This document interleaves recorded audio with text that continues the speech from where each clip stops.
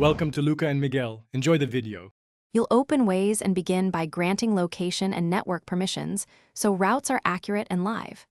Tap the search bar, type your destination, and pick the best match. This starts route calculation. Once done, choose navigation voice and avoid tolls or highways using the route settings. This customizes results to your preferences. Make sure to enable live reports so you receive hazard and traffic alerts in real time. These improve ETA and route quality as you drive. Now refine the route. Tap routes to compare alternatives and understand trade-offs. ETA versus distance matters, so choose what fits your schedule. Next, open settings and adjust avoids if you want to skip tolls or highways.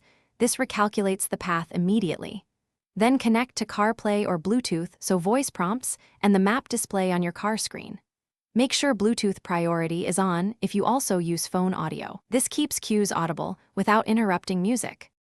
Begin navigation and follow the voice prompts and on-screen arrows. Glance ahead for lane guidance and upcoming exits. You can report hazards, police, or traffic by tapping the orange wedge or using voice to keep hands on the wheel. These reports help other drivers and refine future routing. If turn-by-turn or GPS drifts, force close ways, toggle location services, and reopen.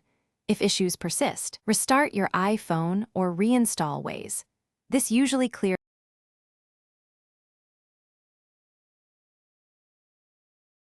Thanks for watching and please subscribe. It's the best investment you'll ever make.